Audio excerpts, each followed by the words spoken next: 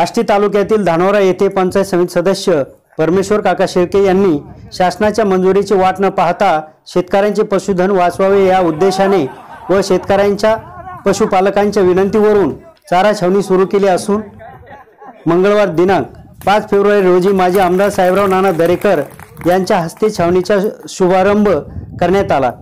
महाराष्ट्रात सध्या भयानक दुष्काळी परिस्थिती असून पिण्याचे पाणी व जनावरांच्या चाऱ्याचा मोठा प्रश्न निर्माण झाला आहे। मात्र सुस्त शासन व प्रशासनाला अद्याप जाग आलेली नाही। शेतकऱ्यांच्या पशुधनाला जगविण्यासाठी चारा छावण्या लवकरात लवकर सुरू कराव्यात अशी मागणी शेतकरी वर्गातून होत आहे। धानोरा येथील परमेश्वर काका शेळके यांनी स्वखर्चातून सध्या चारा छावणी सुरू केली असून यापूर्वीही त्यांनी 3-4 वेळा आदर्श चारा छावणी चालवलेली आहे। या चारा छावणीत पशुपालकांनाही जेवण 2 टाइम दिले जाते। असे या चारा छावणी विषयी अधिक जाणून घेऊया।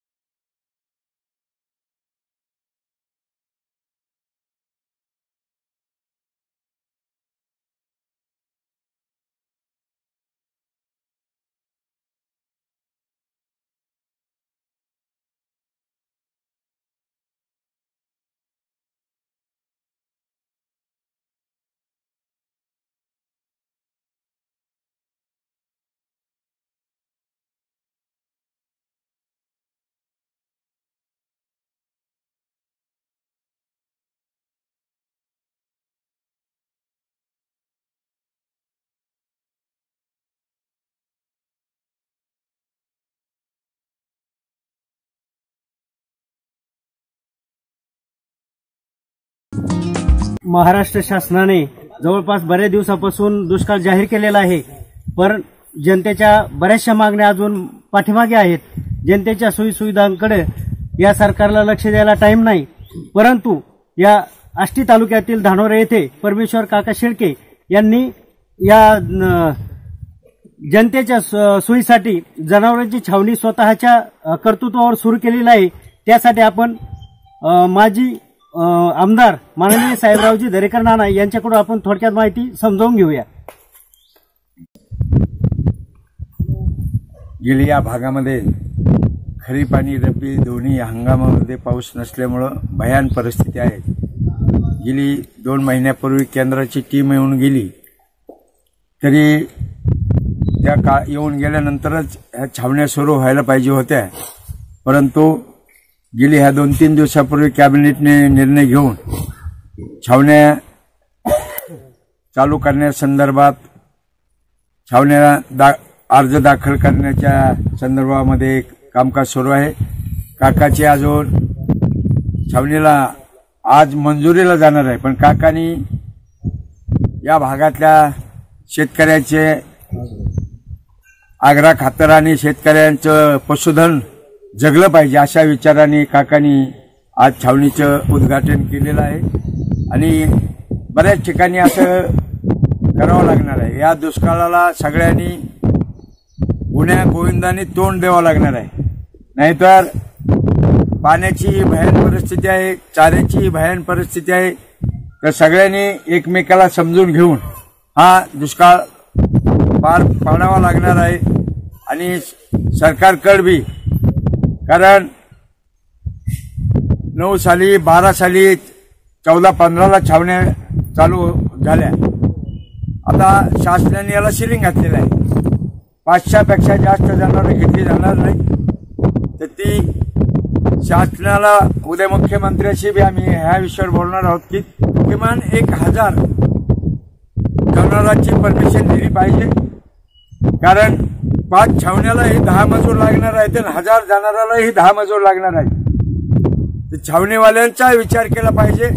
आणि सरकारने ज्या भागामध्ये इरिगेटेड भागामध्ये ऊस आहे, ते गेली 4 महिने पुरेल एवढा चारा, एवढा ऊस राखून ठेवला पाहिजे असं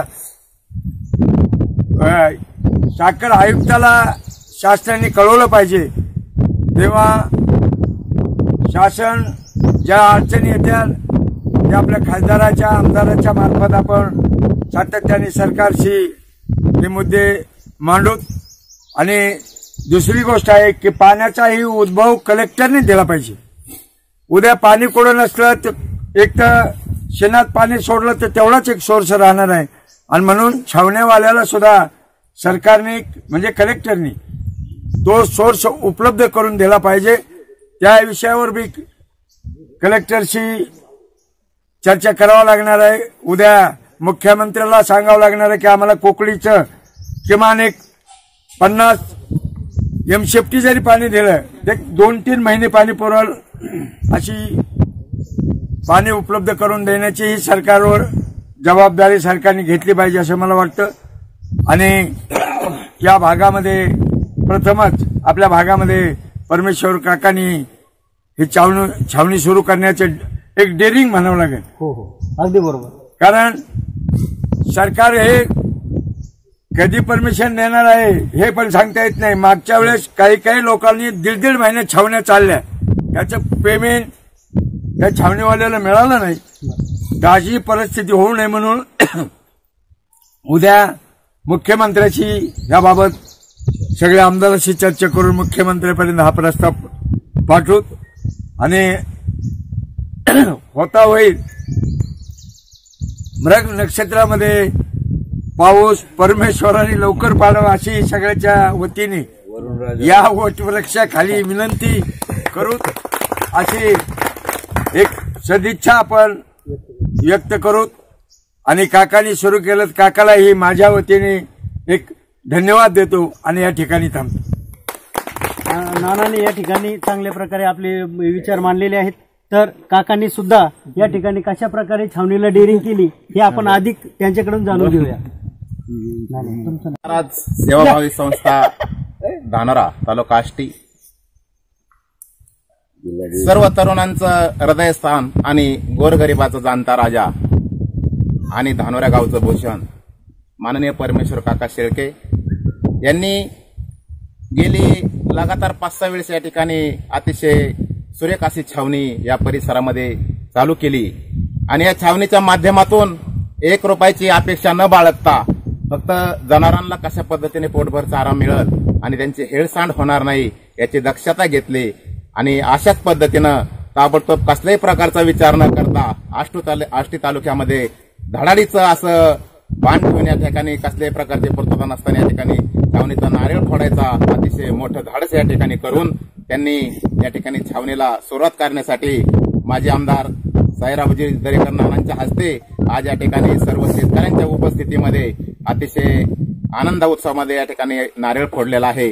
तरी ताबडतोब या ठिकाणी शासनाने त्यांना छावणी चालण्यासाठी सर्वांच्या अगोदर मान्यता कोणाची असेल तर काकांची असावी अशी सर्व शेतकऱ्यांच्या वतीने मी या ठिकाणी शासनाला विनंती करतो. काकांनी जी काही संस्था चालू केलेली आहे त्या चारा छावणीतल्या सर्व शेतकऱ्यांना या ठिकाणी जेवणाची सुद्धा काकांनी सोय केलेली आहे. जनावरांची तर सोय केलीच पण इथे येणाऱ्या शेतकऱ्यांची सुद्धा जेवणाची सोय केलेली आहे. त्यामुळे काकांना आम्ही धन्यवाद देतो. आज धानोरा गावामध्ये आणि परिसरामध्ये जनावरांचा अतिशय कठीण परिस्थिती चाललेली आहे. त्यांना पाणी नाही, चारा नाही. या उद्देशाने आणि एक लक्ष ठेवून लोकांची वारंवार मागणी येऊन लोकप्रतिनिधी या नात्याने आज संत बाळदेव या संस्थेच्या नावाने छावणी चालू करत आहोत. आणि आमच्या काकांच्या मार्गदर्शनाखाली ही छावणी चालणार आहे. याच्या अगोदर 3 वेळेस छावणी आम्ही सरळ चालू केली होती. पहिल्या वेळेस 2004 मध्ये 5000 जनावरांची छावणी होती. त्यानंतर 1200 नाही, त्यानंतर 3000, नंतर 1200, 1300 अशा जनावरांची छावणी चालली.